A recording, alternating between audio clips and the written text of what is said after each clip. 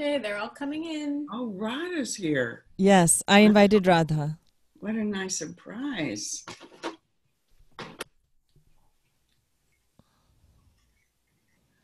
Nice surprise to see you too. Hi. We can't see you, Radha. Oh, I'm giving kisses to Mirabai. Yeah, but turn your camera on. I want to Oh, see. there's Carol. You're not? Sweetheart Radha, your camera's not on. Let me look.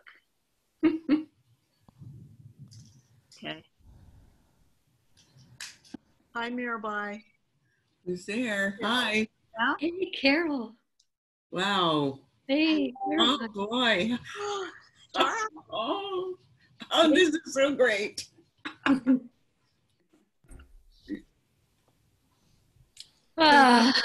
Morning. Yeah? Should we get started? Just wait for, is everybody in? Oh, Diana. Yeah. Just wait for 2 seconds. Okay. Oh, I want to get. Hi, Serena. Hi, how are you? I'm good. How are you? So nice to see you. Good to see you. Okay. Vicky. You No. seem to be missing a lot lately, Vicky. Nice to see you, Tara, again. Vicky. Love you.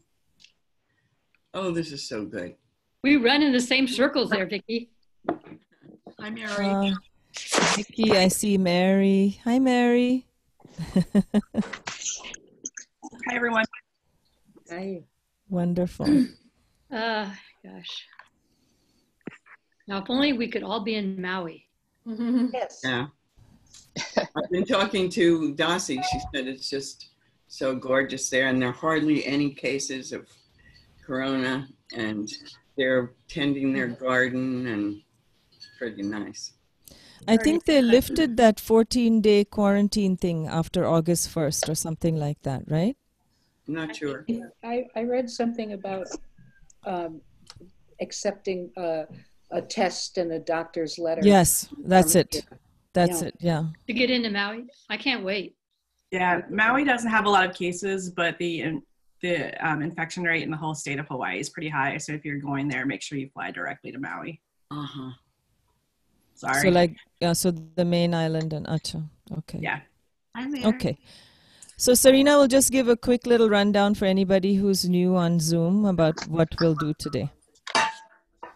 Hi, everyone. I'm going to ask that you all mute your microphones now, or I can go ahead. Actually, I'm going to go ahead and mute everyone.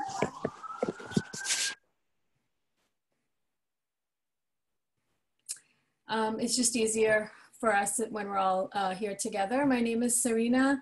I'm Nina's sister, and I'm just going to give you a quick tutorial of how we will just conduct the session today. Just to go over a couple of the controls that you have. If you're on a desktop or a laptop and you hover over the bottom of your Zoom Windows screen, you'll see some controls pop up. One of them is your microphone. I see you guys are all still muted. You are able to unmute yourself, but I'll ask if you can just please stay muted until our Q&A section, in which time you'll be able to unmute yourself. There's also a camera icon. You can keep it on or off. It's your choice. If you keep it on, then we can see you in the room.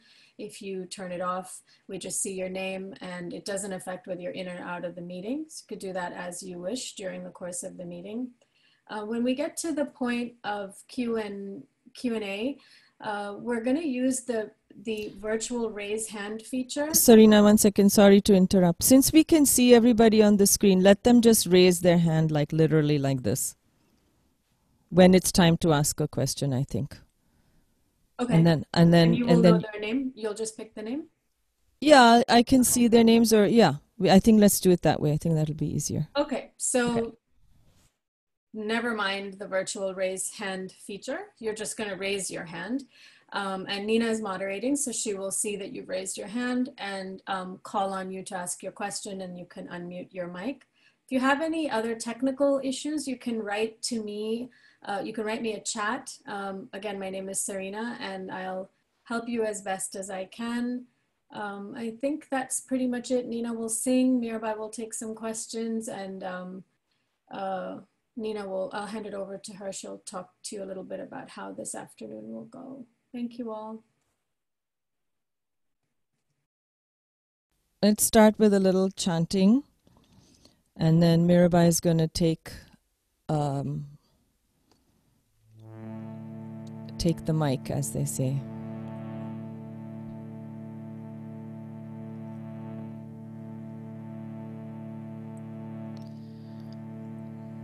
So we'll sing a little Sri Ram Jai Ram, and we'll sing the Hanuman Chalisa. Sarina will put a link in the chat for the words in case some of you don't know it. You'll be able to find it on my website as well. Sarina, there's somebody waiting to come in also.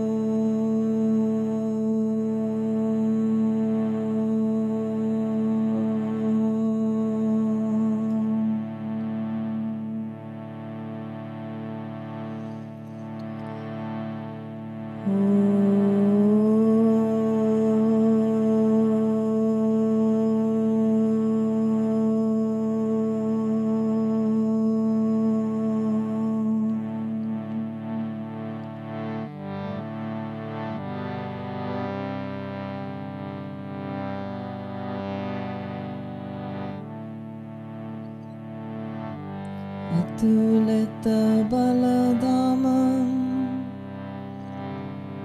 hemashela badeham dhanujavanna krishanam yaninam agraganyam sakala gunanidhanam Vanaranamadisham Raghupati Priya Bhaktam Vatajatam Namami Mangalamurati Marutanandan Sakala Mangalamulanikandan Mangalamurati Marutanandan Sakala Mangalamulanikandan Shri Guru Charana Sarojaraja Nijamana Mukura Sudari Barano Raghubara Bimala Jaso Jodayaku Phalachari Buddhahina Tanu Janike Sumerom Pavana Kumar Balabuddhi Vidya Dehu Mohi Harahu Klesha Bikar Siyavara Ramachandra Pada Jai Sharanam Jaya Hanuman Jnana Guna Sagar Jaya Kapishati Loka Ujagar Ramaduta Tulita Baladama Anjani Putra Pavana Sutanam Mahavira Vikram Bajrangi Kumati Nivara Sumati Ke Sangi Kanchana Varana Viraja Suvesa Kanana Kundala Kunchita Kesa Hatha Vajra Aur Dwaja Viraj Kande Muj Janeo Saj Shankar Suvan Kesari Nandan Teja Pratapa Mahajagavandan Vidyavana Guni Ati Chatur Ram Kaj Karibe Ko Atur Prabhu Charitra Sunibe Ko Rasiya Ram Lakhan Sita मन बसिया सूक्ष्म रूप धरि सिया दिखाव विकट रूप धरि लंक जराव भीम रूप धरि असुर संहारे रामचंद्र के काज संवारे लाया सजीवन लखन जियाए श्री रघुवीर हरषि उर लाए रघुपति कीन्ही बहुत बड़ाई तुम मम प्रिय भरत ही सम भाई सहस बदन तुम रोजस गावे अस कहि श्रीपति कंठ लगावे सनकादिक ब्रह्मादि मुनीसा नारद शारद सहिता ईसा यम कुबेर दिगपाल जहांते कवि कोविद कहि सके कहाते तुम उपकार सुग्रीवन कीना राम मिलाया राजपद दीना तुमरो मंत्र विभीषण माना लंकेश्वर भय सब जग जाना युग सहस्र जो जन पर भानु लील्यों ही मधुर फल जानु प्रभु मुद्रिका मिले मुख माही जल दिलांगी गए अचरज नाही दुर्गम काज जगत के जेते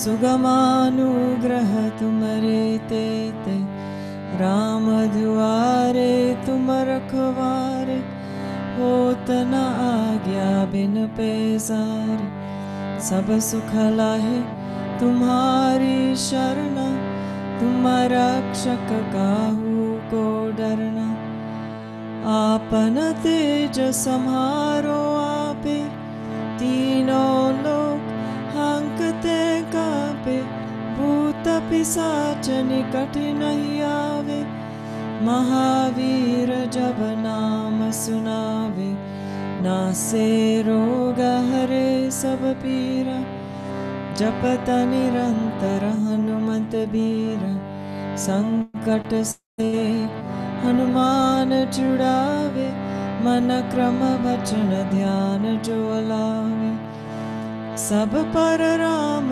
तपस्वी राजा तिनके काज सकल तुम साजा और मनोरथ जो कोई लावे सोए अमित जीवन फल पावे चारों युग पर ताप तुम्हारा हे पर सिद्ध जगत उजियार साधु संत के तुम रखवारे असुर निखंडन राम दुलारे अष्ट सिद्धि नौ निधि के दाता असबर दीन जानकी माता राम रसायन तुम्हारे पासा सदा रहो रघुपति के दास तुम्हारे भजन राम जी को पावे जन्म जन्म के दुख बिसरावे अंत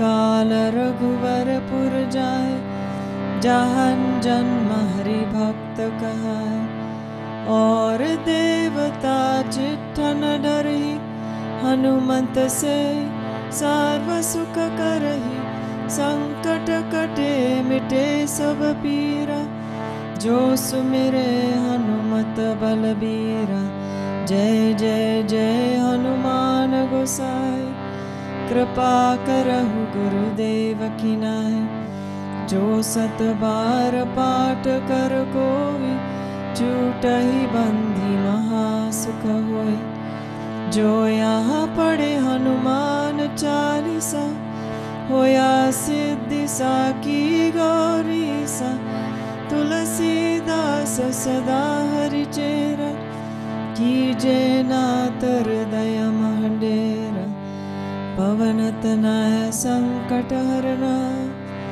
मंगल मूर्ति रूप राम लखन सीता सहिता हृदया बसहु सुरभु सियावर रामचंद्र पद जय शरणम मंगलमूर्ति मारुतनंद सकल मंगल मूल निकंद श्री राम जय जय राम श्री राम जय जय राम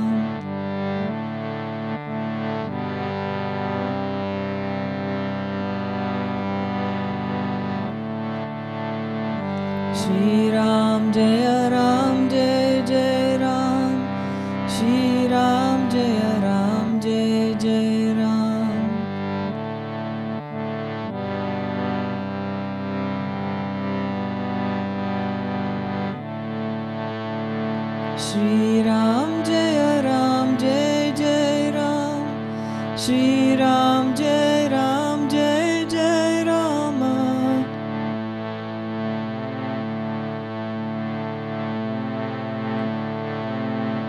श्री राम जय जय राम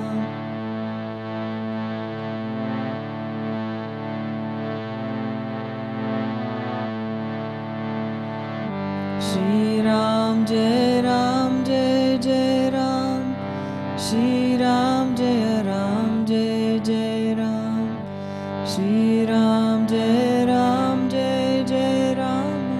श्री राम जय जय राम श्री राम जय जय राम श्री राम जय जय राम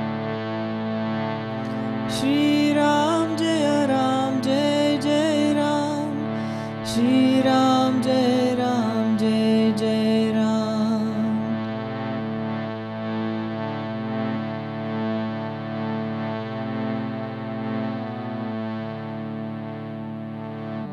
श्री राम जय जय राम श्री राम जय जय Ram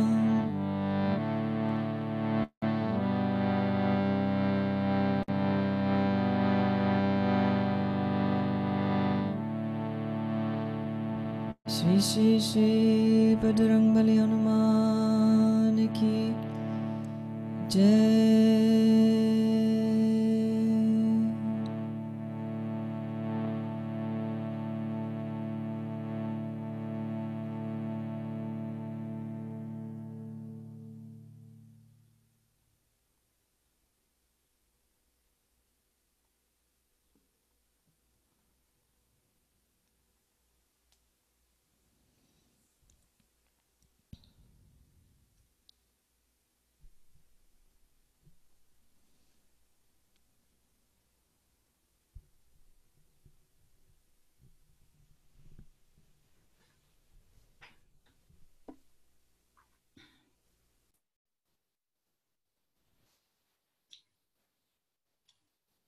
Nina, do you want to say anything before?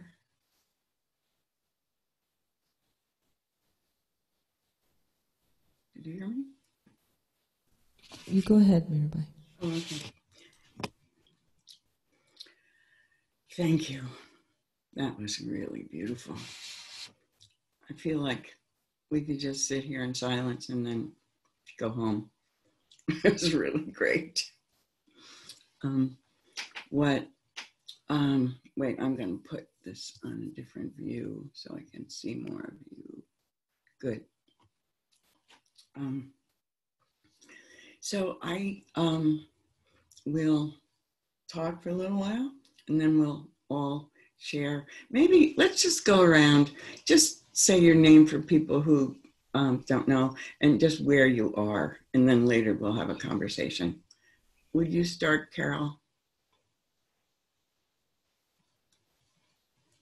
Oh, are you all? They will unmute as they, okay. Yeah, so Carol, go ahead. Okay. Hi, my name is Carol, and I'm from California. Hi, Carol. Okay, and Miss from Ojai. Hi, I'm Mary. I live in Ohio, as Nina said. Uh-huh. Tara? Well, maybe she can't hear. Oh, there's a two Taras, that's why. Okay. Oh, is that Tarazita. Tarasita? Am I yellow, as they say? Yes, go ahead, Tara. Hi, I'm Tara or Tarasita. And I live in Santa Cruz, California, Central Coast, about an hour south of San Francisco. Good to see everybody. Nice to have you. Radha?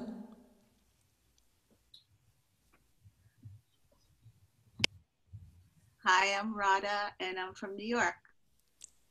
Nice to see everybody. Can you hear me? Yes. I should just add that Radha was in India with Maharaji. I just want to say that for those of you who don't know. I know. You do. Yeah. Mary Alice? Hi, I'm Mary Alice, and I'm in Oceanside, California, so Southern California. Happy to be here. Nice to have you. Jenny?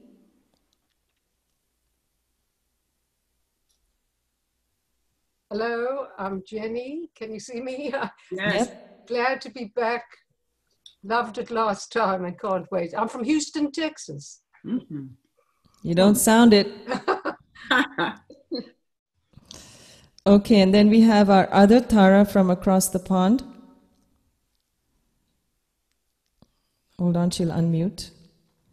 Hi, I'm Tara. I live in Wales. Wow. Nice to see you. Mm. So Tara spent a lot of time in Kenchi with Siddhima. Uh-huh. Mm. Wow. Val? Hi, I'm Val, and I'm in Sarasota, Florida, about an hour south of Tampa. Nice to see you. Anne Levitt?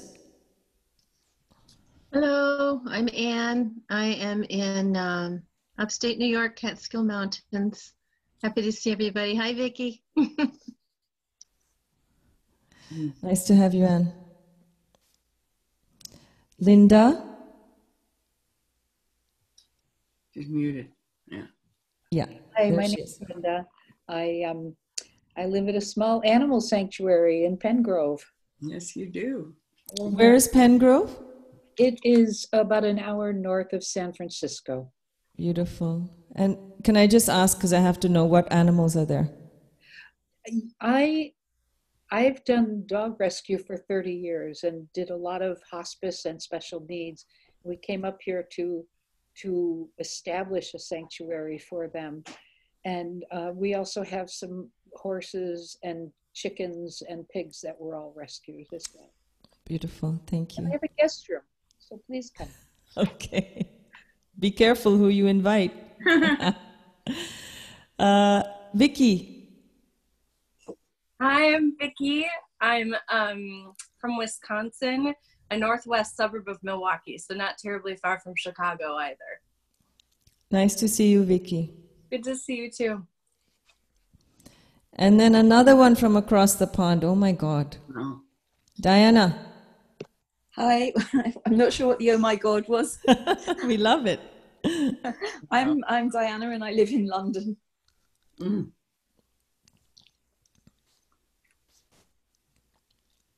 Oh, Rosie in Scotland. Okay, so now we have Rosie.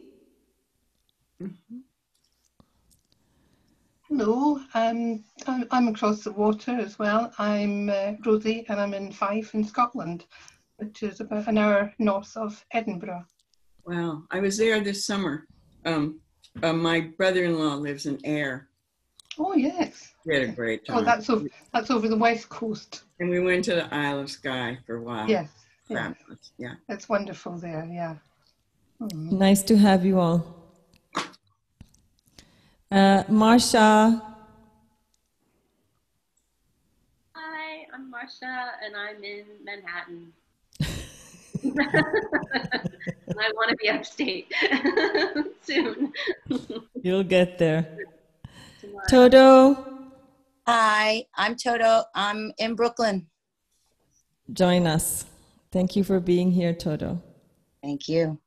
And I see Soon Hee is here, but I think her video is not on. So can you just unmute and say hi? Okay, so maybe not. She might be just listening. Cool. Thank you. That was great. It's still amazing, isn't it, that we can all be here in this room together from all these different places. I don't. Maybe it's because I'm so old, but it still seems really incredible to me. So I, I was thinking about what we might want to talk about today, and so much is happening. And even since the last time we did one of these that some of you were on, the whole Black Lives Matter resistance and demonstration movement has happened pretty much since that time. And so much is challenging us now. I thought I had worked through like my fears and adaptation to COVID. And then last night, in the night, I got this terrible headache, and I never get headaches. And I took stuff and it didn't go away. And so finally I got up and started researching whether headaches were a symptom of COVID, which they are. But I just had to, I went back. I've been really cautious. I've barely been out, but we went to see my mother-in-law who's in a nursing home, who had been diagnosed actually a couple of months ago and was fine. We met with her outside 6 feet away and all of that. And so I think I'm fine, but I realized that I had to kind of go through it all over again. Like, okay, maybe I'll die next week, And this, of course, is after spending 2 years with Ram Dass writing a book about dying. It's still, we have so much to go through, and it's really hard. I've been very active in a number of, over the years, around anti-racism and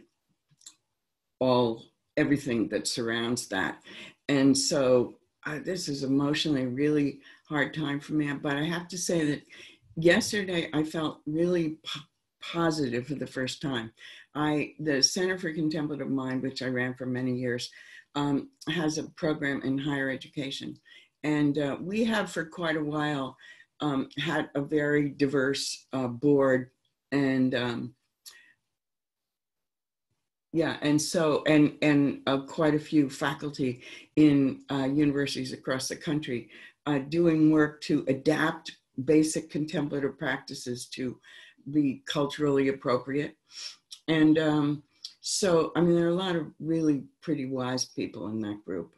And there's one guy who gave a fabulous talk for us last year he's in the School of Public Health at Michigan, and he gave this great talk on love as a virus, basically, love as a public health issue, in the biggest sense. Like, if we don't love everyone, if we don't realize that we are all interconnected, then we don't treat everybody well, and then we have public health issues. Now, of course, he was teaching in Flint, so he was only too aware of that.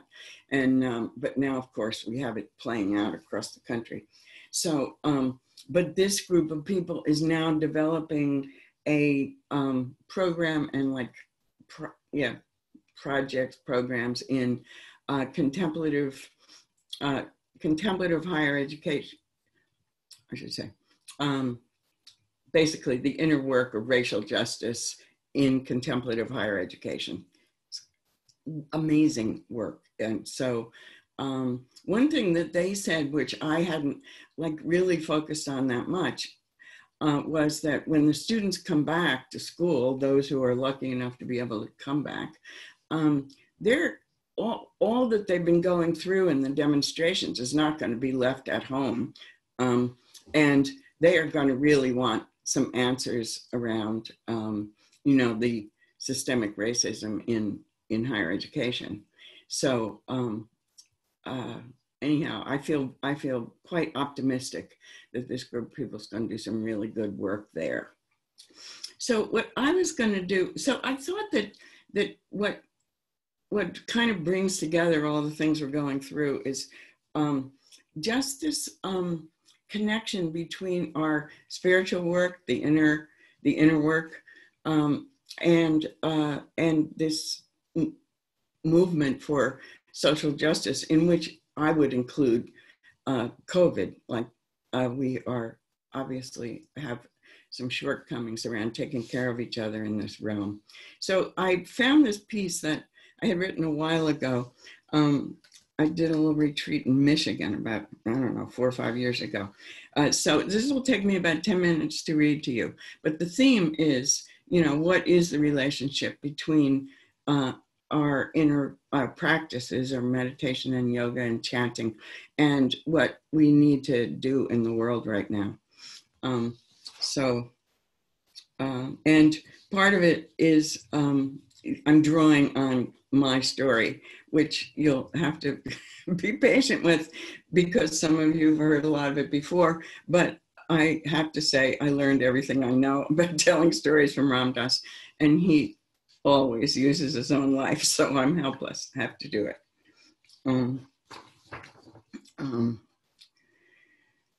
So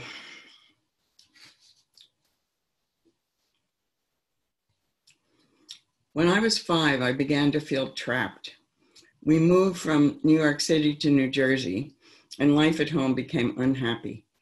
I have very few memories of our New York life at Hudson Gardens, an old brick apartment building with a circular driveway and a uniformed doorman on a hill above the great Hudson River.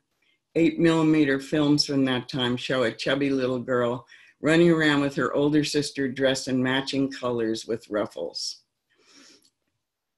At a birthday party, I remember eating vanilla ice cream from metal cups with real spoons before they were replaced by Dixie cups and those, remember, flat wooden spoons that took the moisture from your tongue. And I remember the elevator operator who took us to the roof where there was a garden long before the green roof movement. I always wanted to go back. And I guess my father did too, because he left soon after we moved to the suburbs and he never returned. Then suddenly we were poor, although my mother used to say, dear, we're not poor, we're broke. We were poor and had shabby winter coats and not enough coal for the furnace. And my mother was working 6 days a week.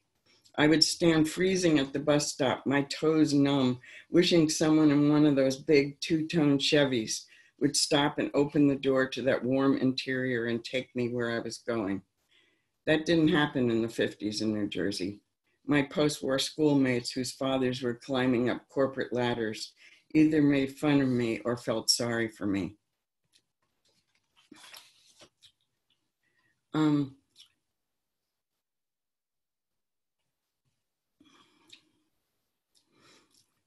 So even when I left for college at 17, I always had the idea of trying to get back to New York City. I thought that's where I would be happy. Years later, helped by meditation, I saw that freedom is available everywhere. It has to do with how we relate to the world, not the part of the world we're in. We do need to work to create external freedom for all beings, but Nelson Mandela found freedom even in his jail cell on Robben Island. Nelson Mandela, Malcolm X, and Viktor Frankl all had profound experiences of awakening while in the confines of prison walls. I first understood this. I didn't get this till this minute, but I leaped from prison to, I first understood this in a Burmese Buddhist monastery in Bodh Gaya, India, where I learned to meditate. I'd come there from graduate school. I was in the 4th year of my PhD in American literature. It was 1970. During my graduate school term, George Wallace had run for president and incited racial storms across the country. Bobby Kennedy and Martin Luther King had been assassinated. The Vietnam War was raging. The FBI had demanded my grades from my department for anti-war activism. After the US invaded Cambodia, the local police took over our campus. It was a violent time, and I was trying to make sense of what was happening. I traveled overland to India searching for an answer. When I got to the monastery, the teacher there, Goenka, taught a kind of meditation called mindfulness, also called being awake, learning to notice everything in a moment just as it is without prejudgments. This is it, just as it is. We've all had those moments. Sometimes they seem luminous, simple, but this was a practice to work for that kind of awareness in every moment. What a thought.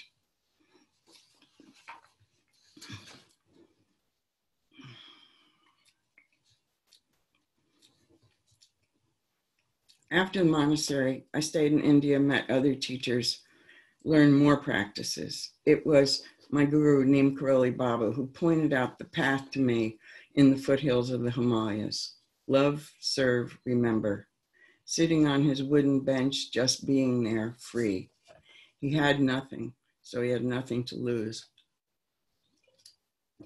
He loved us unconditionally, fed thousands, and rested in the presence, never forgetting, always remembering. He loved Hanuman, the Hindu embodiment of selfless service. Some thought he was Hanuman.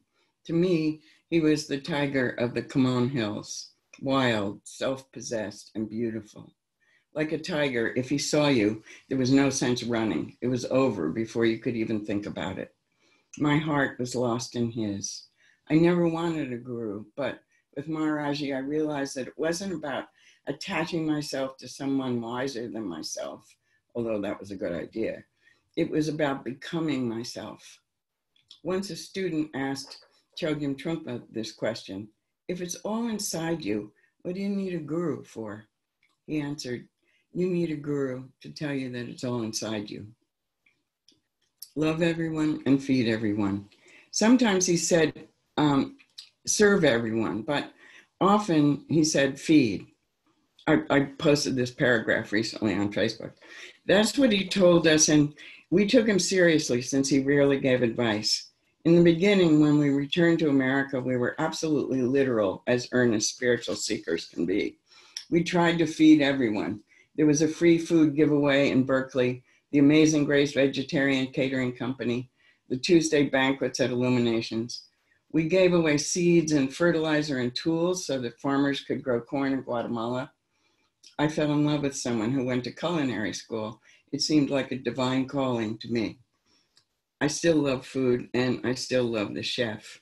And then, little by little, we realized that there were other ways to feed people as well, providing human needs and needs of the spirit, social justice, education, freedom to make choices, safety, economic security, and love. When Maharaji said, feed everyone, it had a rightness to it, and it fit with my sense of social justice. Everyone should eat. How could you argue with that? Give people what they need. I just want to see the time. But after some time, after delivering my son at home, my calling began to be clear.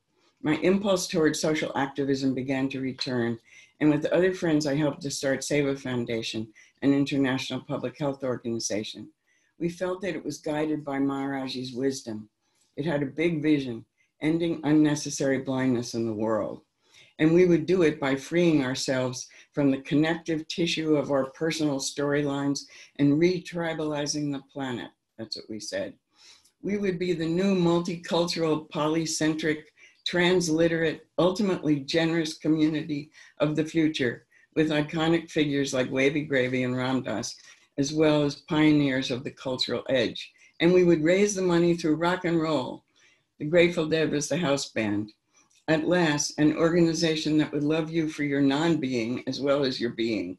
An organization willing to take on huge, foolish projects like Noah, our symbol was a rainbow, and work like mad to make them happen while all the time questioning their very essence. We question because there are always doubts about action in the world. We knew that being absolutely sure is unreasonable. During those years, I was also teaching New Age spiritual seekers like us with Ram Dass at places like Lama and Omega. Wonderful, kind people, but I was surprised by the disconnect of some from activism. They had good intentions. They often took jobs as teachers or massage therapists or park rangers.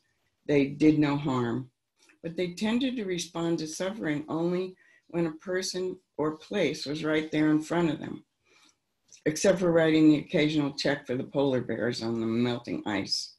I rarely saw the radical Bodhisattva act to relieve the suffering of all beings, to give all freezing kids a ride, which called to me in its impossibility.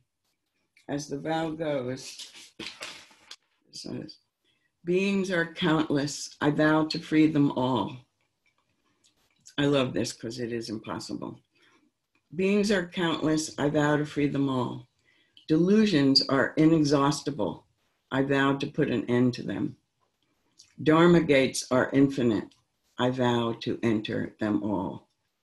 The awakened way is unsurpassable, I vow to embody it. So,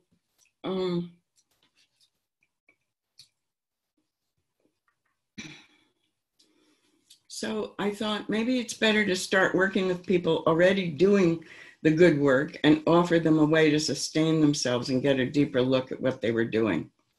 So the Center for Contemplative Mind Society, which I co-founded, was originally a project of Seva. And in 2005, we co-hosted a meeting of activists with other organizations. We called it Spiritual Activism, claiming the poetry and ideology of a liberation spirituality. 50 activists practiced together, shared stories, talked strategy, and created a sacred slam, a fierce examination and analysis worthy of veneration or respect.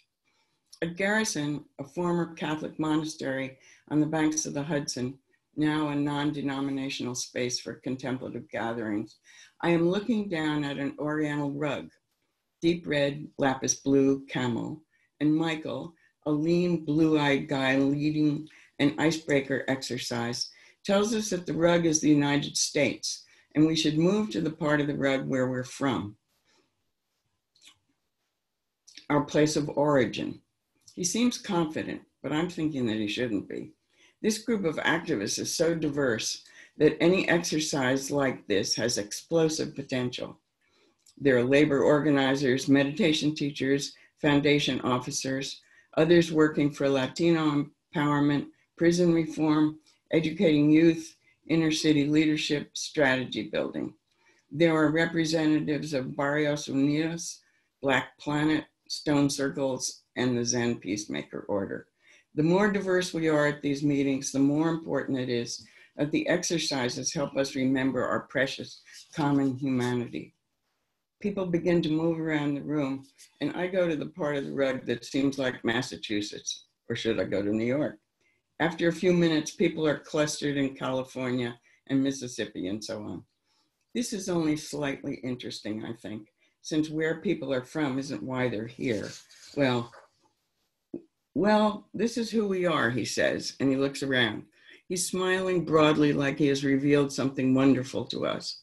When I look around, I see the clusters, and I also see a number of people around the edges, looking disoriented, talking to each other, gesturing with their hands. I've been through so many awkward process moments, I can feel that we have trouble. My conflict-resistant self, that 7-year-old who poured half-empty bottles of my father's Seagram 7 down the drain in the kitchen sink in New Jersey, starts wanting to withdraw. My shoulders tighten. Stay strong, Mirabai. The practice is to be with what is, just as it is. The more present you are without judgment, the more likely it is you'll be able to help. Don't hide under that maple tree in the front yard when your parents begin their next round. I'm breathing in and out of my shoulders, trying to let go, but then nothing happens. It's time for lunch and we all go to the dining room. I've learned that strong emotions like anger are experienced in the body. I feel them as heat or tightening, or sometimes my blood feels like water. Now I know that when those sensations start, there's time to stop, breathe, pay attention to what's going on. I really have learned to take time and not to act as soon as intense emotions arise. I know that if I am to act immediately, I might make the wrong choice and do something harmful to others or to myself. I usually remember now to stop, breathe, and reflect before I act, but it's not easy. That afternoon, the session is led by Raquel, a young Latina facilitator. She begins by reminding us that we are here to articulate a new definition of spiritual activism. We've heard the beginnings of something new and powerful, she says, a faint flutter of wings suggesting how personal liberation, the interconnection of all life and action for justice interrelate. We're gaining insight into difficult situations and compassion, even for adversaries. But we are only just beginning. What is required, she asks, individually and collectively, is to move the work forward even when human dynamics of oppression appear at a gathering. She asks everyone to speak about what matters to them right now, encourages them to be wide open.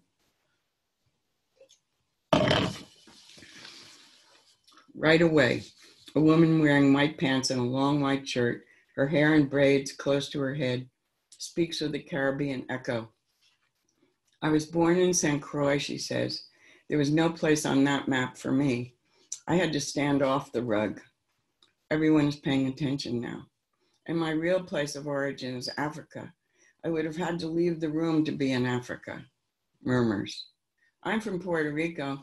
Puerto Rico, says Raul, who has worked to restore Vieques from US military bombing exercises. There was no place for me either. A forest fire is now burning in the room, and then others from Mexico, Jamaica. I wasn't born there, but Israel is my true place of origin.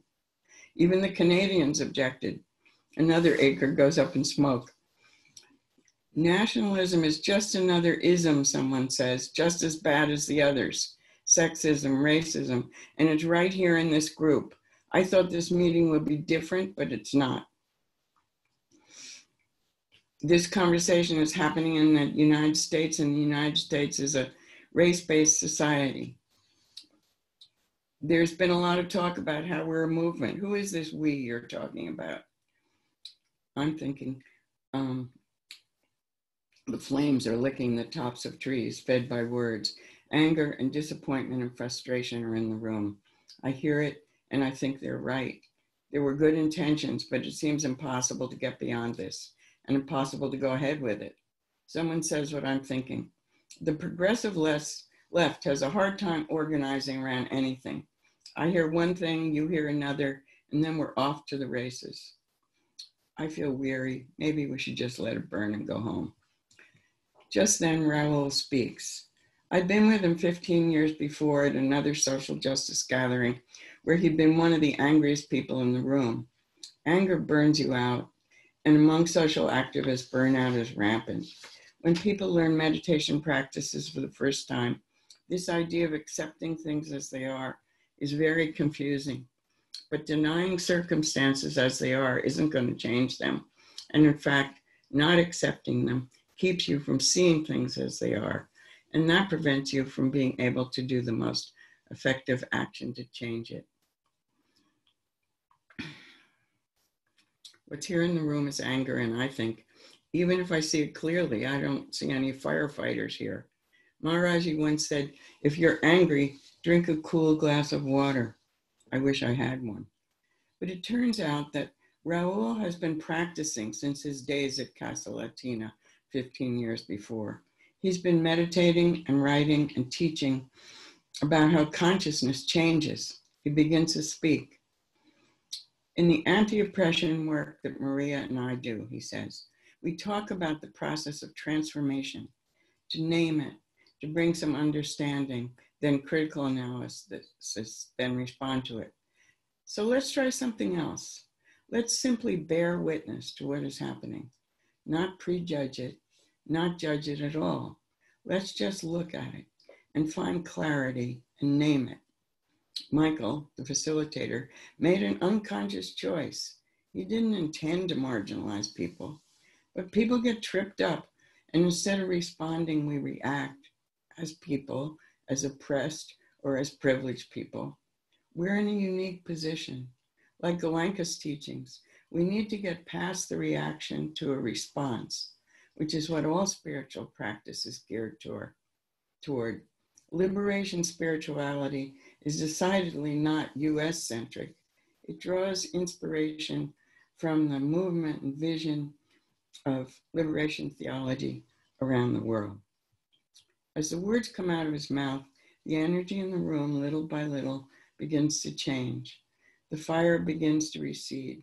Its oxygen is being used for breathing instead.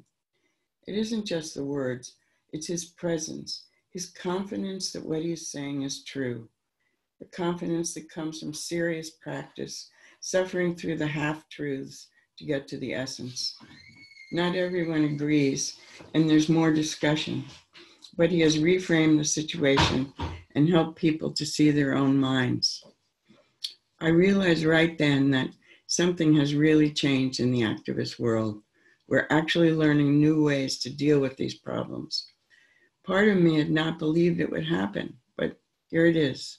Like anything that encourages self-awareness, Raoul is saying, this work must reflect a depth of analysis, reflection, and honesty to be effective.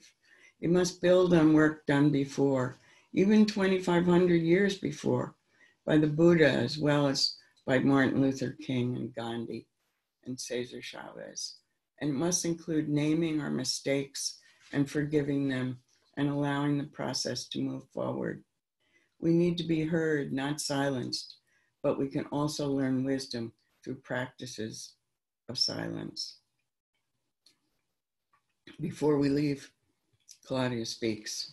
With ease and with care, we can find ways to link the powerful urges for freedom inside ourselves with a collective urge for freedom that humanity has known since the beginning of time. What we strive to embody has a name and a power. It's love. Love is the source of our commitment to pursue the work of justice. And when we draw upon it, we find the strength to face our adversaries and overcome our obstacles. And then someone reads from Rumi, oh, listen more carefully to what is inside you right now. In my world, all that remains is the wondrous call to dance and prayer, rising up like 1,000 suns out of the mouth of a single bird. I begin to silently send loving kindness to everyone in the room, everyone in the movement, everyone in the world.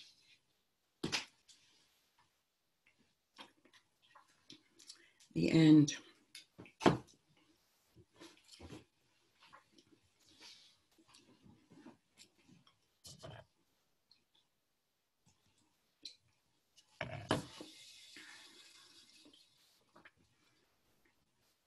So, anyone with thoughts on any of these themes, from all the way from loving each other to changing the world to how do we do it?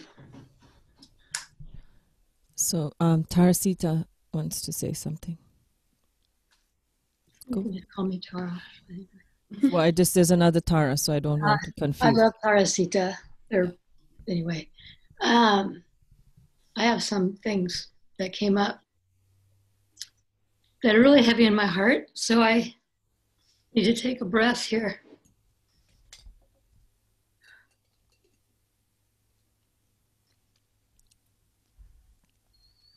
Okay, so it hasn't just come up, it's been with me.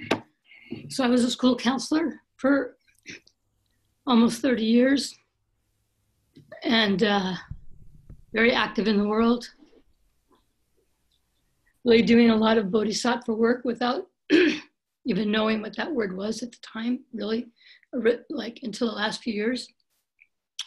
But I didn't still know about that really.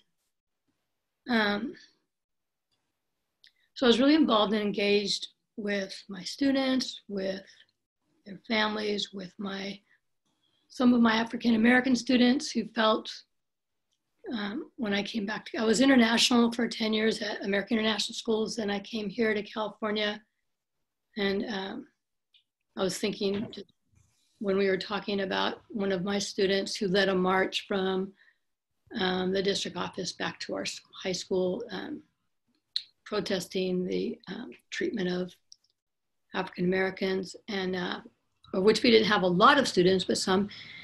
Anyway,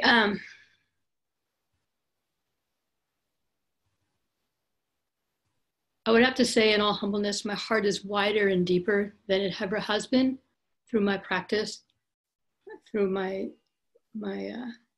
spiritual study with Ram Dass, with Buddhist teachers, Lama. And so what I feel is a little bit on one end of obsolete, of not being engaged, of not, just been reflecting about how much I did back in, like until about 4 years ago. I guess it's been almost 4 years. And what a lostness that is. Like, and then to take a bodhisattva vow right when I retire, and then it's like not having been able to figure out how to be involved in that. And the only thing I've been doing really is to like try to be loving in every moment with everybody, and catching myself when I'm not, and deepening my practice and opening my heart. I don't know where I'm going with this, except, yeah, I'll just let you respond to that. Wow. Thank you. You know, we all do what we can. That was not about, you know, saving VAKs, but I mean, I, you know, identify with activism in a way, but, you know, for the last 4 months, I haven't even gone to the grocery store. So I think you know, in each time and in each time of our lives, you know, we're called to do different things. And sometimes it's more about, you know, being home, you know, with ourselves and just looking and growing that way. And other times it's about, you know, when opportunities arise when we can, you know, do something more broadly for others. It's just, you know, I just think we have to trust and listen, you know, for what we're being called to help out maybe someone next door, or maybe it's really just time to not do anything, to just really focus on the being within the doing, you know. But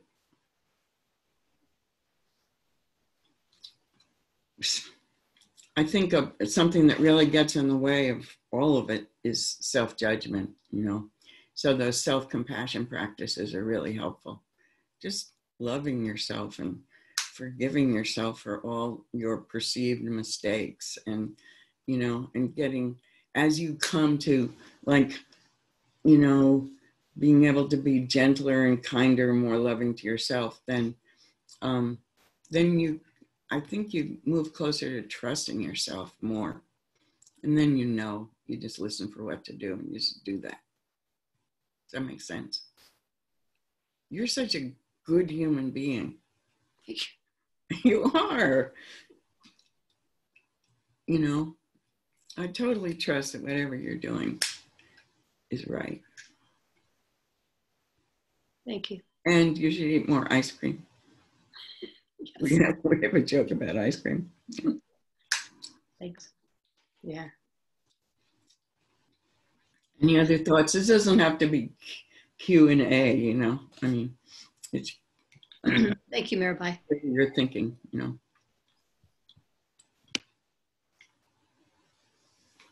Yeah. Oh, Diana. Hi, Mirabai. So Hi. I've been to a lot of the Ramdas retreats on Maui. Yeah. And one thing that was very noticeable to me was that there were, I think once I saw I'm trying to not put my foot in my mouth with the words, a Black American. Is that okay to say? Yes, that is. As It's long like as you what? capitalize the B. Sorry? As long as you capitalize the B. Oh, okay. A Black American. Like once I saw one and there was a feeling of relief that was, because it felt very strange that, I mean, I live in London, so maybe it's different, but it just seemed so strange that everybody there was white, or it was mostly white, but nobody was like Black African. And I felt quite uneasy about that in fact, I always felt uneasy about that when I was at the retreats. Mm-hmm. And I was wondering what it was that I can see there's different cultures, because I was brought up in the 50s. So, you know, I wasn't at school with anybody who was African. It wasn't until I got to college that I really met. In fact, even then, they very much kept apart from the rest of us. It wasn't us and them in that way. They just tended, there were probably about 40% Black Africans at my college, and they tended I've gone off the point a bit now, actually. They tended to keep themselves very much to themselves. But it disturbed me that there were no, you know, one Black African on several retreats that I attended. And yet I was looking at the background and thinking, well, Ramdas maybe didn't reach them and it wasn't deliberate. But it's very different when you, particularly having grown up in the 50s and the 60s, particularly the 50s, where I didn't come across Black Africans and they didn't come across me. And so I've grown up with this with feeling that they're different. It's inherent. It's not, I don't believe that they're different, but when I was growing up, it was just, they appeared different because I never saw them. I'm making myself sound racist now? Yeah, no, you're not. I mean, so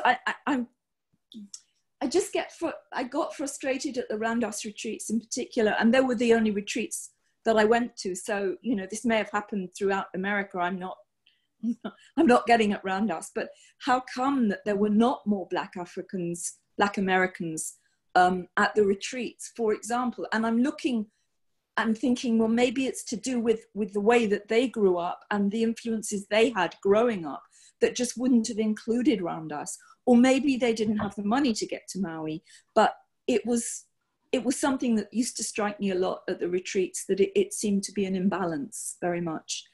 And it bothered me. I'm not, now it sounds like I'm getting at America. I mean, there's so many problems in London too. I mean, on a slightly lighter note, when I used to live in a red light district, and I'm very, very bad with faces. And when I walked home from college, these Black men would stop me in the street and start to talk to me. And I would assume that I was at college with them. So I would engage in conversation with them and say, you know, what did you think of Mr. Cutting's lecture? About 5 minutes into the conversation, before it dawned on me that they were not at college with me. I hadn't seen them before. They were trying to pick me up. And it was mostly in that particular area, it was mostly Black Africans as well. Maybe that's not a lighter note. Actually, maybe I'm just terribly racist now. I don't know. But I don't know. I just play with this, not play, but bother around the subject, because there are other places like in England also where there isn't there isn't even a half and half or a mix of people. Or you go out of London and there are some villages where you don't see Black people. And something's out of kilter with that. Mm-hmm. London is the only real melting pot that I live in. So it's difficult. I'm not even sure what my question is, Mirabai. Yeah. I'm just. Well, it's a huge subject, you know, and we're not going to resolve it here, but it is. I mean, it's that's what's going on right now in this country. It's coming into more awareness than it was for many people. And but around the retreats, you know, we've been looking at this now. Ram Dass, you know, as a spiritual teacher, taught all over the country, and it was always kind of whoever showed up to his lecture. No, I'm not blaming Ram Dass. No, I know you're not. I just want to explain. The same at his retreats in Europe. There were no black.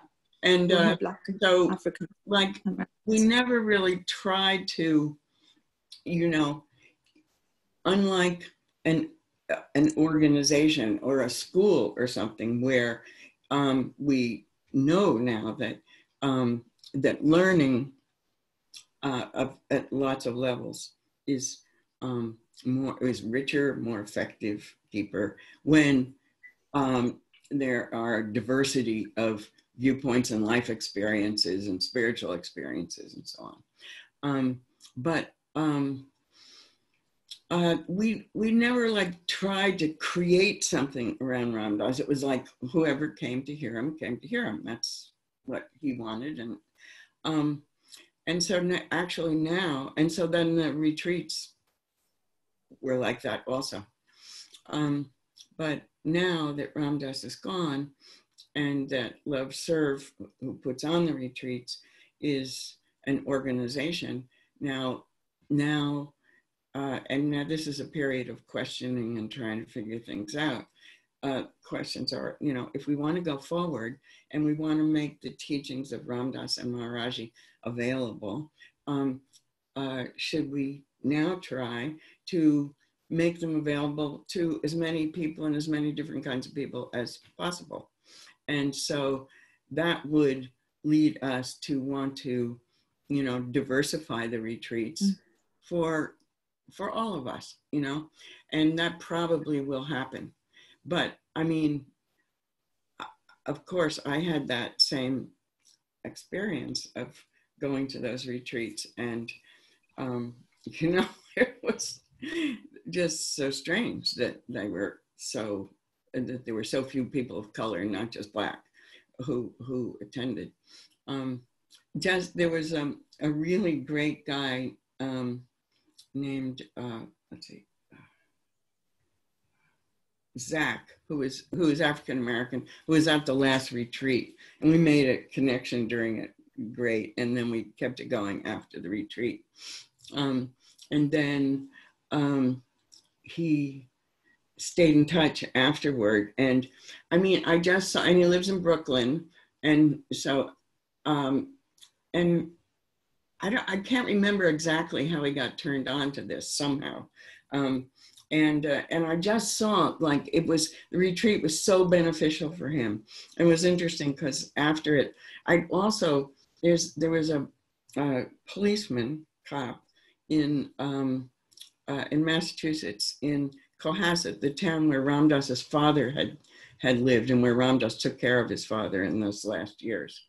And he wrote and called me one day, and he said, Mirabai, you're probably not going to believe this story, but I'm a white cop and I'm in Cohasset, and somehow or other he came upon Ram Dass's teachings, and now he's like totally into it. And so he said, and fortunately this happened before Ram Dass died, just before he died. He said, I just wanted him to know that there's a cop driving around Cohasset, Massachusetts, listening to him in his car. And then he told me some times when he was confronted with difficult situations in which he was able to avoid violence because he, you know, took refuge in what Ram Dass had said. Anyhow, I connected these two guys when everything started a couple of weeks ago, and now they're doing a podcast together. Oh, brilliant. I think it's really cool. But, you know, the one Black person who was at the retreat, right? So as we go forward, I mean, I think it would be, it is very likely that we will create environments that where many different kinds of people can come. And part of it, of course, was not just for people who are Black, but getting to Maui has always been a barrier for many people. But of course, that's where Ramdas was, so that's where we had this. But, you know, things going forward, things will change, and we don't know how yet, but they will. It's lovely to hear, and I'm in no way blaming Ramdas or the organisers. Oh, I know you're not. I really wasn't. I just sort of noticed it, and in fact, on Maui, I didn't. I think I saw, you know, 1 or 2 Black people, but I didn't. Yeah. Yeah. So, thank you very much.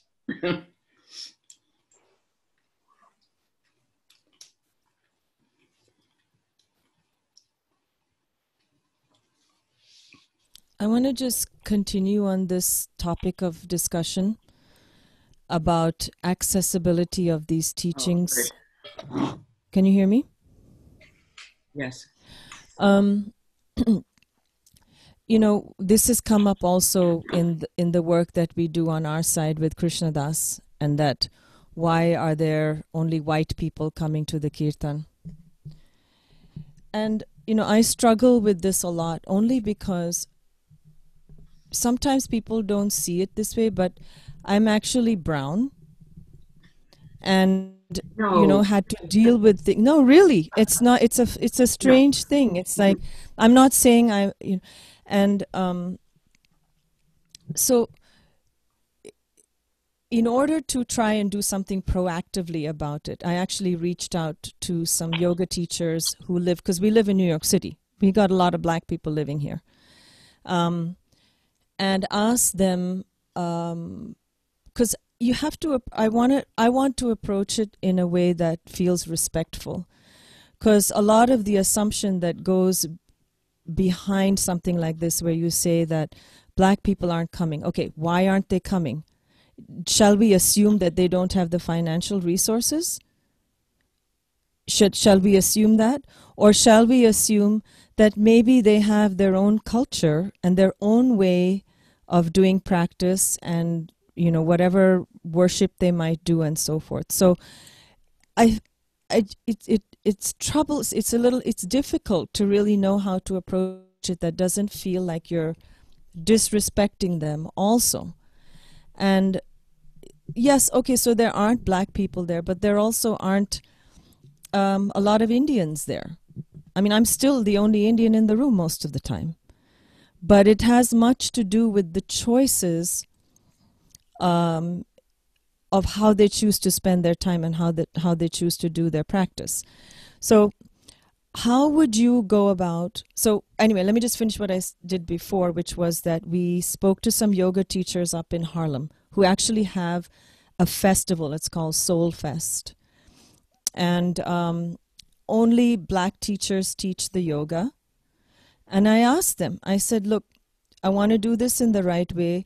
If it's a matter of finances, how about we give you, why don't you offer this, you know, as something to your people and just say, like, would you like to come to Krishnadas's Kirtan on the Upper West Side? It's a special deal that's being offered to Soul Fest or something like this, you know, just to make it really cheap. And not many people took her up on that, because it just wasn't in their within the scope of what they do in their lives. You know, they did practice yoga, but they weren't really interested in chanting, and they certainly weren't interested in coming to any of Krishnadasa's workshops. And I think it's such a subtle thing. I think it's very important to see, like, where people are coming from. What is their background? What are they interested in doing in their lives? And not to make suppositions about such things. And I try to be really careful. Of course, when you do that, then, you know, kind of riding off of what Tarasita was saying, where she feels like maybe she's not doing enough. I was told on social media that I wasn't doing enough for Black Lives Matter. Like, this was a big thing that that some people were saying. I still chose to be quiet about it because I really wanted to understand, like, where is it that I'm coming from? And the thing that I did understand is that, and maybe Sarina wants to say something about this later, but we grew up also in white countries, white neighborhoods as brown children, and faced a lot of discrimination. And on a certain level, I know this is going to sound really strange for someone who's basically optimistic and hopeful. I almost felt when all this happened that I realized that I didn't actually think it could change. That I grew up in this way. This is the way it is. Human beings have forever since the beginning of time subjugated other human beings, whether it's bringing people over from Africa to the United States, which has a relatively young history, or we talk about India, where there's been colonization for centuries from various people come and, or even the discrimination within India of light-skinned people against dark-skinned people, or how we use our natural resources, or how we use animals, you know, whichever way you want. And let's not even forget about the biggest subject of all, which is how are women treated anywhere across all cultures. So it becomes a very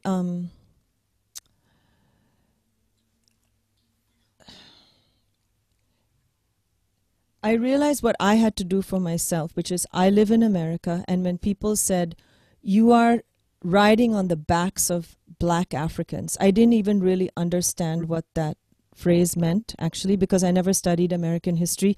And I think even if I had studied American history, I wouldn't have gotten the right history. So I've taken the opportunity to go back and like start to hear what Black Americans are saying. And that has been very helpful. And then to find a way to integrate that, I don't think that you can go at it with I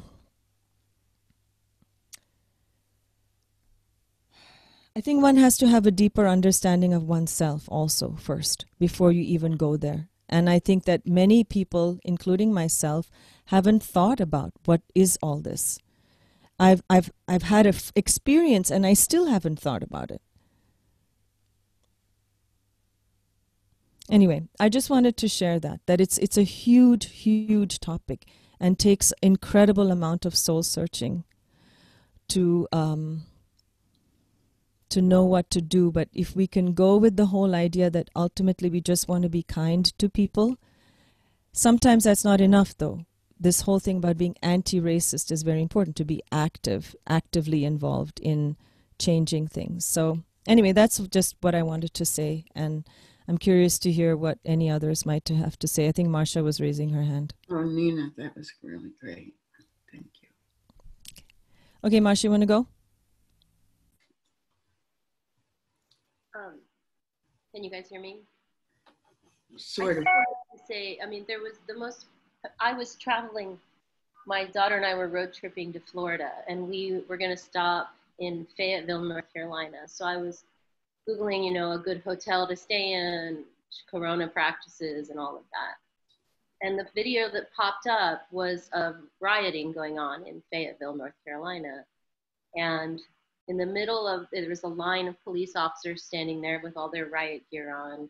And there were probably like 100 people, most of them African-American, you know, yelling, right, peacefully, very peaceful, but, you know, angry. And then all of a sudden the police officers all took a knee. Wow. And I burst into tears. And then the rioters took a knee. And it stopped everything.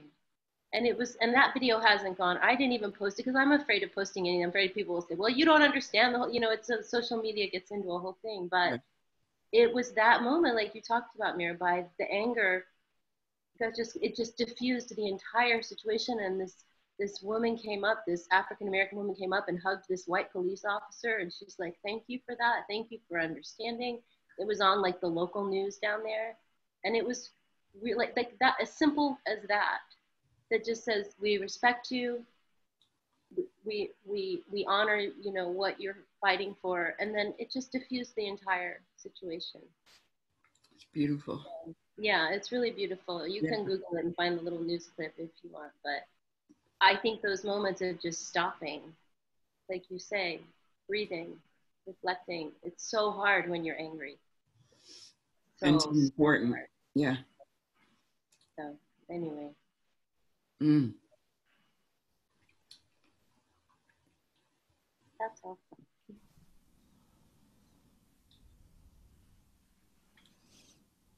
Tarasita. Oh wait, Tara. Let's get Tara from Wales because she hasn't spoken yet. She's muted. Hi, sorry. So I missed a bunch because my the line froze and everything, but I got back here. But when you were, I think you said in 1970, you were going to India then, or? Yes. Yeah. So 1970, I was a student at the University of Cape Town in South Africa. And so all of that, all of everything that's going on now was going on then. And except there were no knees. They didn't do knees.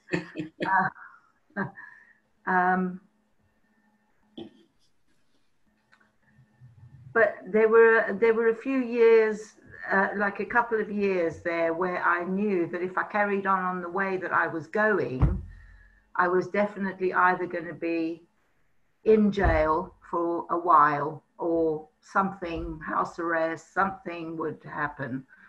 So I took the opportunity to go towards education because I wasn't I wasn't a sit down and take it kind of girl really at that point. Definitely wasn't. I used to go to university by train, and so I would walk past all the white coaches and I would go and get on the non-white coaches and sit there. And sometimes I got to my stop without anybody harassing me, just a few weird looks. Sometimes the guard would come along. A couple of times I got kicked off the train, that kind of stuff. But there was, I mean, it was escalating all the time. And, you know, I believed, you talked about the Grateful Dead, great. But I believed in, you know, we were singing to Steve Miller Band, to shoe the children that haven't got the shoes on their feet, house the people living in the street. All of this stuff, which is the same kind of inner pain that people feel in all these diverse situations. And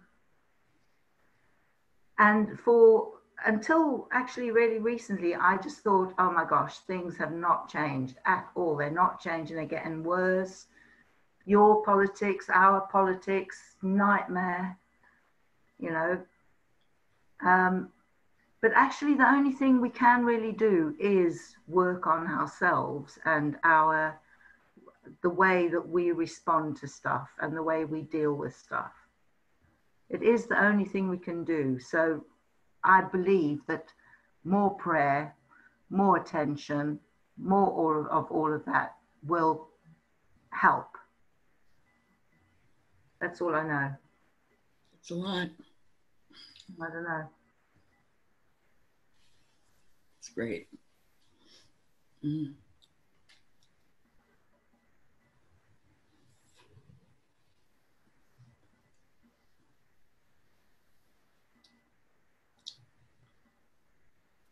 Mirabai, do you think you could share a little bit about what the Contemplative Mind Society, like what will be, how do you think they're going to be helping in terms of the educational process that's going to happen in the schools, or whatever it is that you discussed yesterday, like what are the tools that might be provided that could be helpful? Do you have can you share a little bit of that? Yeah, it's still, just. Yeah, formulating. But it's related to some of the other questions in that what we found there, and also I've seen there need to be, you have to, I used to say, the first rule of social organizing, community organizing is start where people are, which is of course exactly the same rule for spiritual development, right? You start where you are. So over the years, faculty have developed practices that work for the students they're teaching. And it turns out that, when we first started doing this work, we thought, okay, we'll just tell everybody to close their eyes and watch their breath and so on. Be silent. Then, of course, the feedback began, I can't be silent until I've been heard. So, or I never close my eyes, I keep on hyper alert, at 24/7. And so those are there were many, many ways in which traditional practices didn't always work for lots of different kinds of, not just students, but faculty. And so over time, different kinds of practices emerge. So there'll be practices that are specifically helpful to looking at when Diana was saying, I don't want to seem like I'm a racist. That's a big theme these days. We all have, we all have these biases that came to us from the way that we grew up and the way we've lived. And, practice is to see what is in there, to be really honest with ourselves about what's there. And then in the externals, to educate ourselves so that we can see really what's happening in the world, and then to see if what we're holding, our opinions and ideas, are valid or not. And often they're not, but they're so familiar that they're just background for us. We just take them for granted. But it's good to challenge them, because we all have stuff in there that is, it's not really true. It worked for us for some time, but it may not be true. So, I love this book. This is a good friend who I teach with at Omega, and also was the chair of Contemplative Mind. I can send you the title afterwards, called The Inner Work of Racial Justice. And John Kabat-Zinn did the introduction. What's the author's name, Mirabai? What's her name? Rhonda McGee. And she's African-American, and she teaches law at the University of San Francisco. And she's done a lot of practice. And so she has in this book is so kind. It's what I love about it, because this whole subject, it's, often kindness falls away. But she's so good. But she gives lots of practices around, looking and discovering and being kind to yourself as well as others. Another friend I've been working and teaching with sometimes, he's younger, he's at Columbia Teachers College, Angel Acosta. But there's been a group of people developed a floor size kind of map of the 400 timeline of the 400 years from 1619, when the first slaves came, until now. And during those years, many things happened, many things that many of us don't even know about. And they've integrated also key moments in women's liberation and Native American issues and so on. Anyhow, we taught that together. And so he spread it out on the floor, and he had everybody, it was a weekend, we'd been doing practices together over the weekend. And then we started out and we sat and we meditated and just settled in, got quiet and easy with ourselves. And then we got up and we walked around the room and looked at, just walked through the timeline and noticed in silence, noticed where we got, like, what called us out of this. I was stunned at how integrated, that's not the word for this, blended the impression of Black people and Native Americans in the early years. Same people, same, same places, same, I had always learned about those two things separately, right? In fact, it was all happening together. But anyhow, we looked and we noticed what we learned, what called our hearts. And then we sat in silence and just noticed what was happening inside ourselves. And then after some time, then we went around and people spoke about what their experience, and they only, they could just speak about whether they wanted to or not, and share at whatever level they wanted to, and did. And it was so beautiful. And earlier in that, the same group of people, there have been a lot of moments of tense, pulling back, and this was so open. So it's to say that there are practices that can, be used for all of us, and, sometimes slightly different for students or faculty, but they can help us just see what's there. And then also to educate ourselves, there's a lot of great stuff to read now.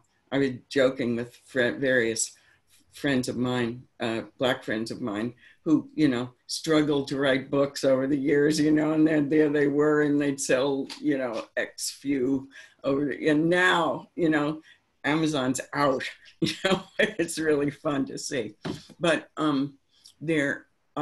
it'll be some combination of those things, and but using different kinds of practices. Often at Contemplative Mind website, we made a tree. We did a big survey early on and found all these different contemplative practices that people do.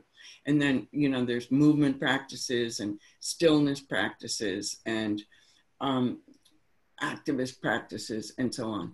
And we organized them into different branches on a tree.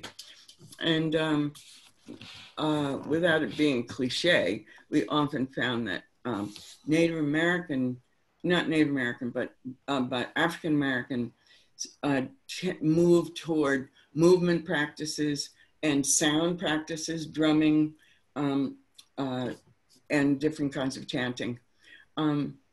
Anyhow, it's finding the practices that are right for your intention for the time together, and also for who's in the room. And yeah, and then these practices, or this process that we've all been engaged in, of looking within and listening for the wisdom within, and hearing it from great teachers on outside ourselves. When those things come together, we grow, and then we can help each other better. Yeah, does that make sense? Yeah, I was just curious, because as I'm sitting with this, I'm realizing that it's such a deep well that we have to get in there and to find, like, what are our inherent biases that have come either from birth or through our life experiences and how we've been raised. And sometimes, I've just spent my time reading and listening to whoever wants, all kinds of, radicals or not, or whatever. But if there was a practice that would actually provide prompts, like to actually go in that direction. That's so, but it sounds like There are they're, some here. yeah, so that's what you said. Yeah. Yeah. That would probably be really useful, I would say. Because it's the deep work, such deep work. Yeah. And, you know, the Just Like Me practice is part of it, you know, just remembering, you know, we need to pay attention to the differences that each of us brings that makes life so rich. And at the same time, remembering that we are all humans together here. And we're all interconnected. Yeah, that's the two sides of the same coin, you know. Yeah. It's like noticing those differences, and yeah, it's cool. Well, who else? Because we want to hear Nina chant some more before we go back into that big world.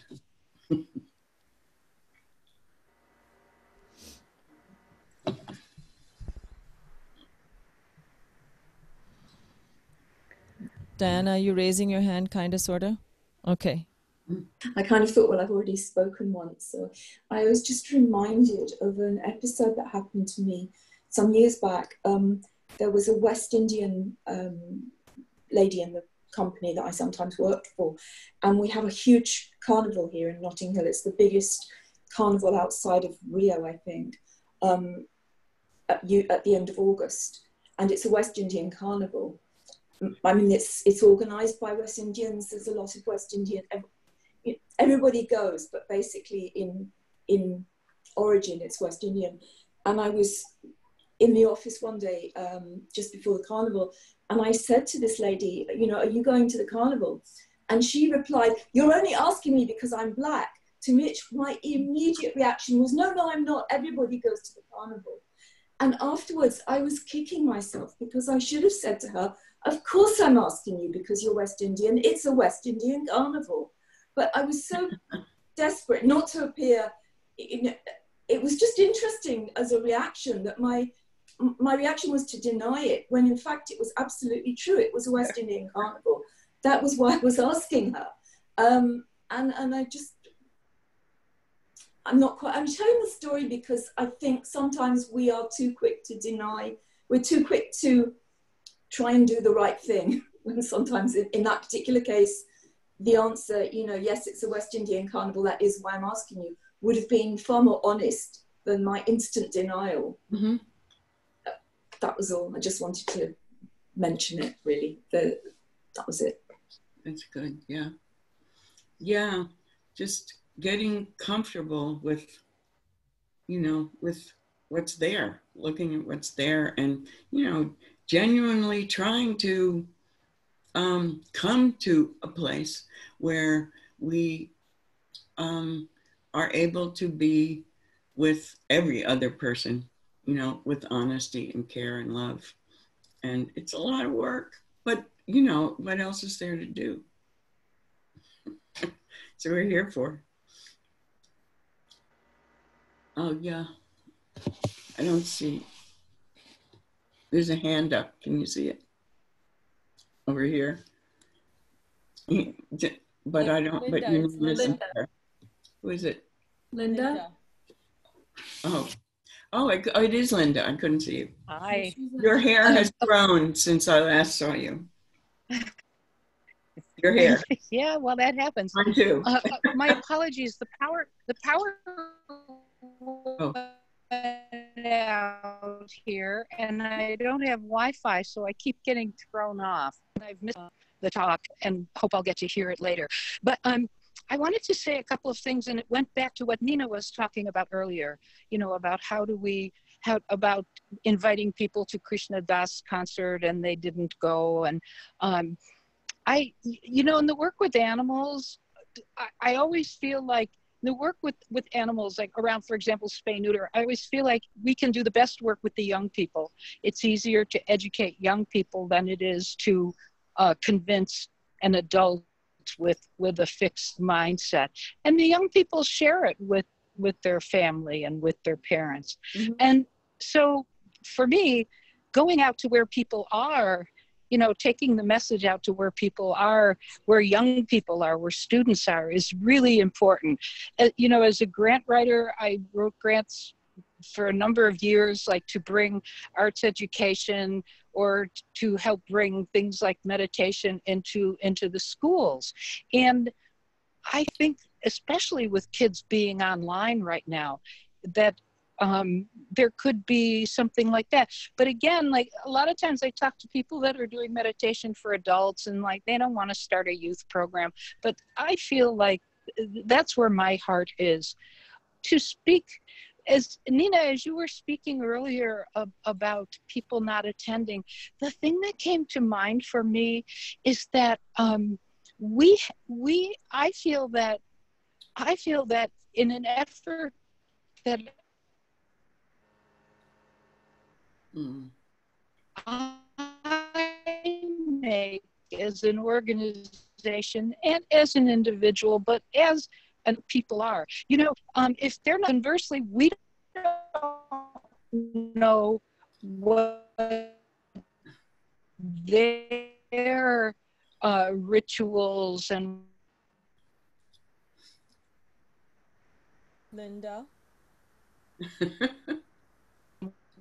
Linda, can you hear me? Their spiritual paths are like.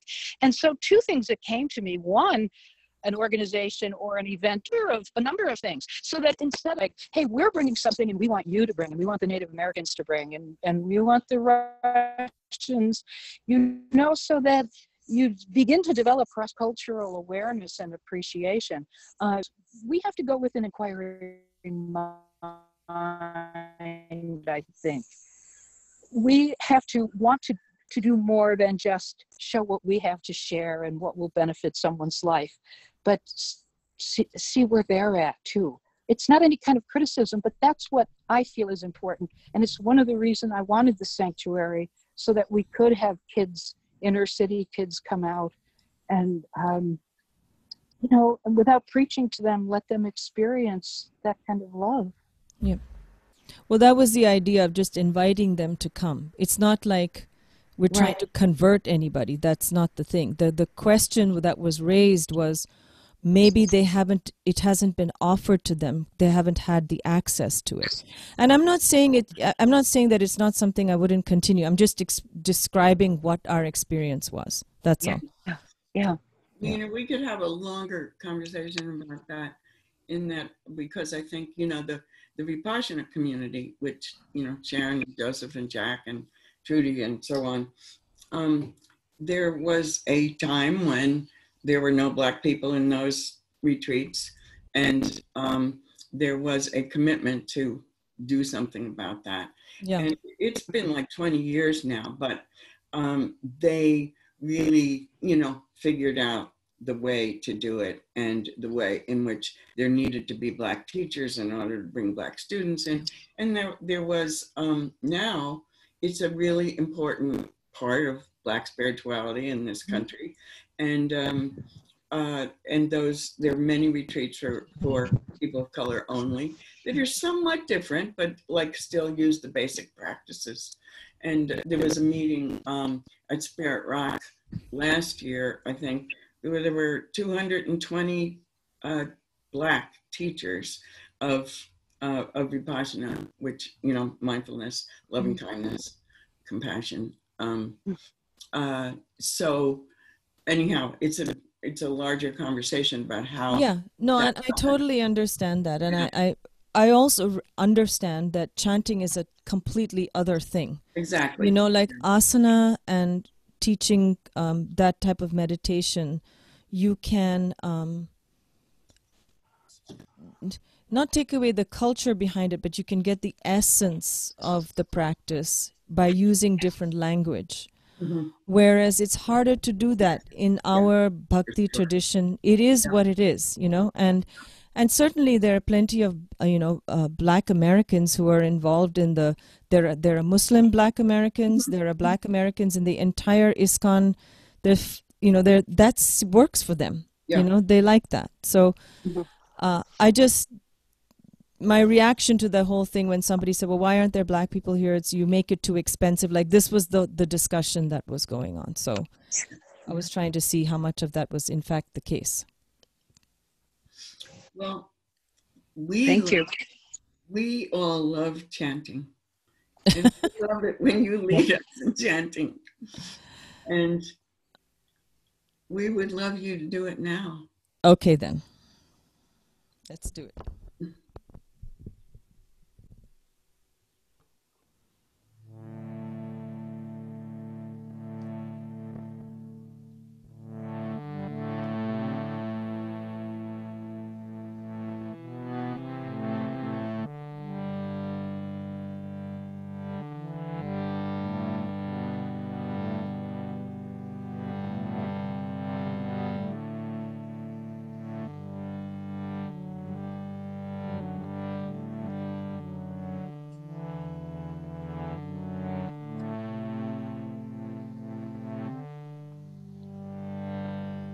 So this is a simple mantra, you all know it.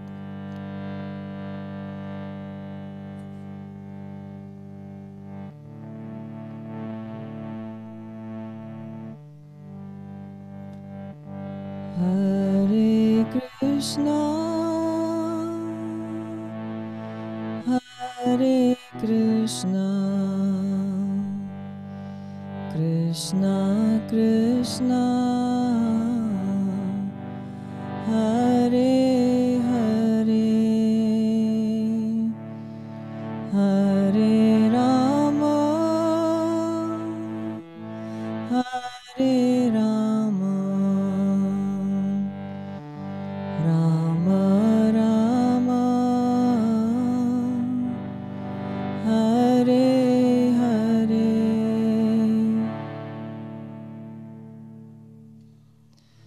Hare Krishna,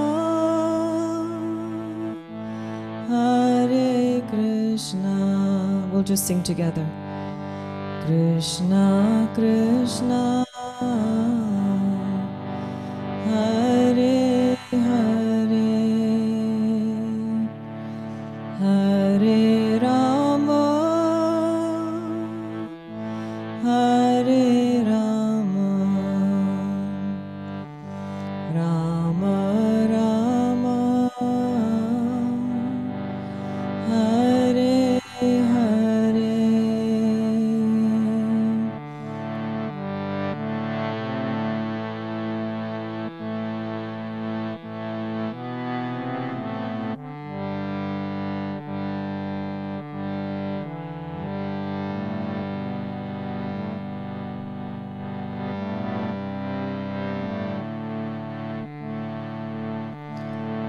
Hare Krishna,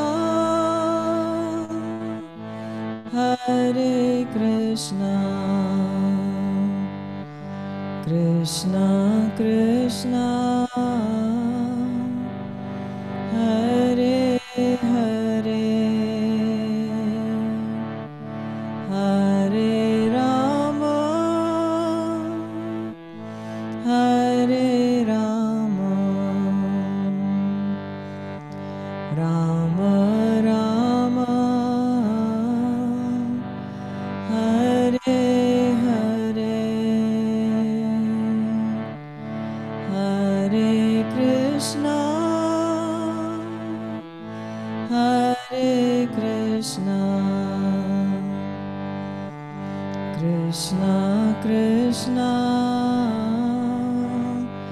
Hare Hare, Hare Rama, Hare Rama, Rama Rama, Hare Hare, Hare Krishna, Hare Krishna, Krishna Krishna, Hare Hare, Hare Rama,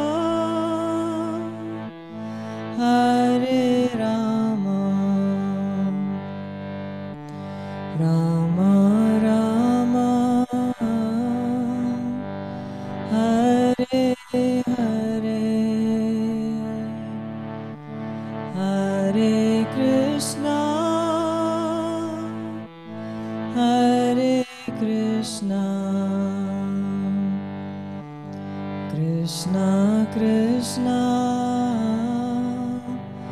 Hare Hare Hare Rama Hare Rama Rama Rama Hare Hare Hare Krishna Hare Krishna Krishna Krishna Hare Hare Hare Rama Hare Rama Rama Rama Hare Hare Hare Krishna Hare Krishna Krishna Krishna Hare Hare Hare Rama Hare Rama Rama Rama Hare Hare Hare Krishna Hare Krishna Krishna Krishna Hare Hare Hare Rama Hare Rama Rama Rama Hare Hare Hare Krishna Hare Krishna Krishna Krishna Hare Hare Hare Rama Hare Rama Rama Rama Hare Hare Hare Krishna Hare Krishna Krishna Krishna Hare Hare Hare Rama Hare Rama Rama Rama Hare Hare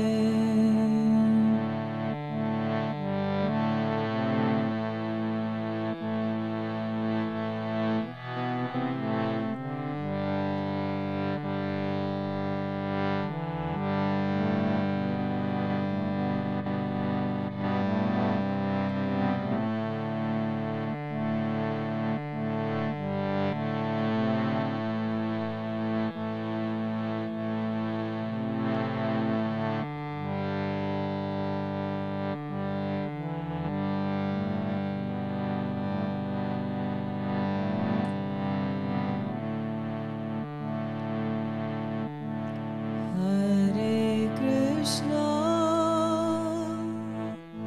Hare Krishna Krishna Krishna Hare Hare Hare Rama Hare Rama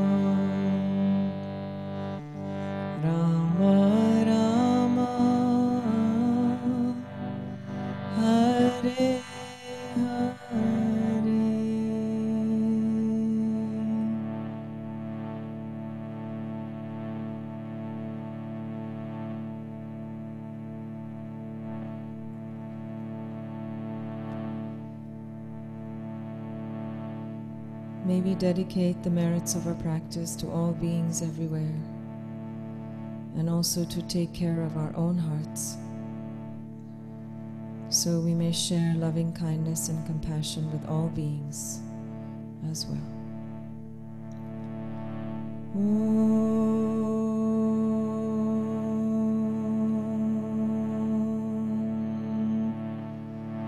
Shanti, Shanti, Shanti.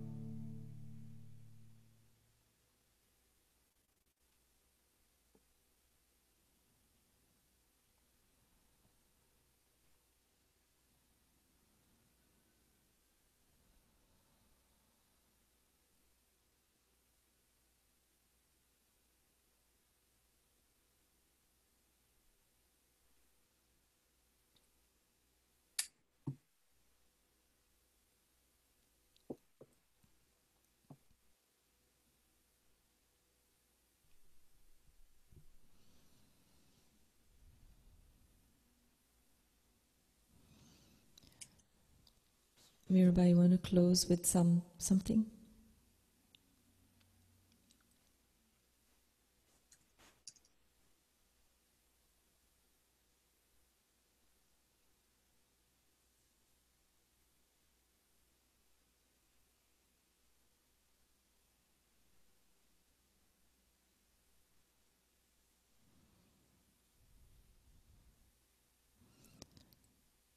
Mirabai, can you unmute your mic, sweetheart?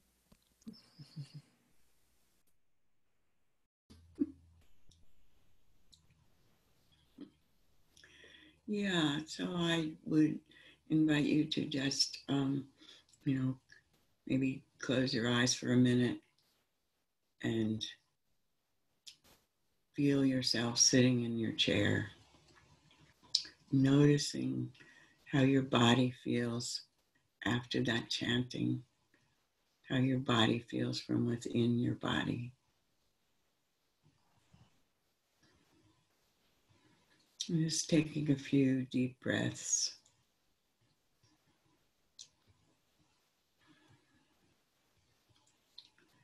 Just feel fully being here as we close the circle. And then imagining where you could open your eyes and see everyone in this circle, if you can. And now just breathing in and out, breathing warm, kind, loving awareness to everyone in the circle, wishing kindness and good health, safety, happiness to everyone here. Breathing loving awareness.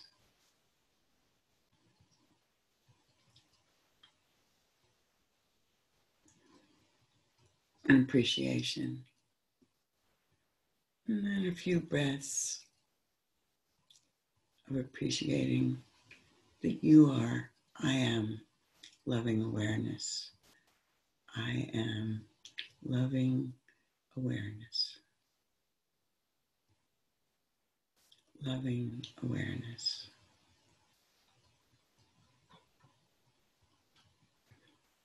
And may we take that into the world, into our homes, or everyone who is touched by us.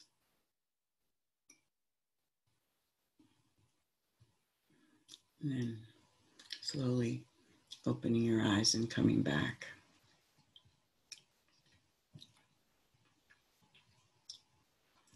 Nina, thank you so much. Thank you. And Serena, thank you. Without you, none of us would have gotten here. So. That's true. Thank you so much. Thank you. Yeah, how nice. Thank you all for being here. It makes me so happy, really. I was struggling a little today, having had that headache, and now I feel really wonderful. Thank you all. We shouldn't forget what good love, good medicine we are for each other. Thank you. Thank you, Mirabai, again. And anybody, if you want to like unmute and just say goodbye when you sign off, that would be lovely. Thank you so much. May I Goodbye. just add that I graduated from the University of Cape Town in 1967, Tara, so I really relate to what you had to say. Thank you. Thank you, Mirabai, Serena, and Nina, so much. Thank you both. Thank you so much. Bye. Thank you. Thank you all. Thank you so much. Thank you. Hey, everybody. Thank you all. To everybody. Thank you. Thank you very much. Much Love to everybody. Bye, Nina and Serena. Wow. so much, everybody. Bye-bye. Hereby, I hope we'll do this again soon. Yeah. Yes. Yeah. Let's do it again. That would be lovely. I love being with you. Yeah. Encore. Maybe I will talk less next time. Okay. Take care of yourself. Bye. Everybody. Thank you, Nina, for your chants. That was beautiful. And thank you, Mirabai, and everyone that spoke. I was quite content listening to you all. Thanks, Rosie. Take care. Bye from Scotland. Thank you, from London. Thank you, Nina. Thank you, Mirabai. Thank you, Serena. Oops. Thanks, everybody. Have a good day. Love to you. Much, much, much love. Bye, Radha. Radha. Thanks, you guys. I wasn't able to get here on time, so if there's a recording, I look forward to listening to it all. Happy to see Sure. you. Nice to see you, Mirabai. Yeah. Oh, Your hair looks very fluffy. I like it. thank you. Yes, it is very pretty. Lots of love. Bye, Ram Lalita. Ram, thank you very much. Tara. Thank you. Lovely to meet you, Mirabai. That's great. Ram Ram. Ram.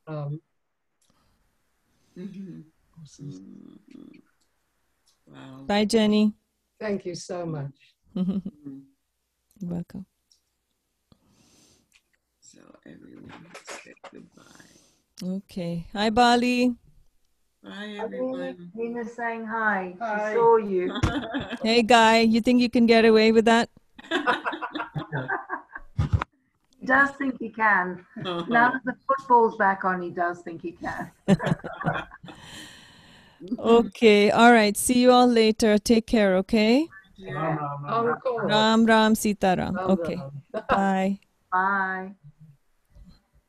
So hard to leave. Thank you, Serena.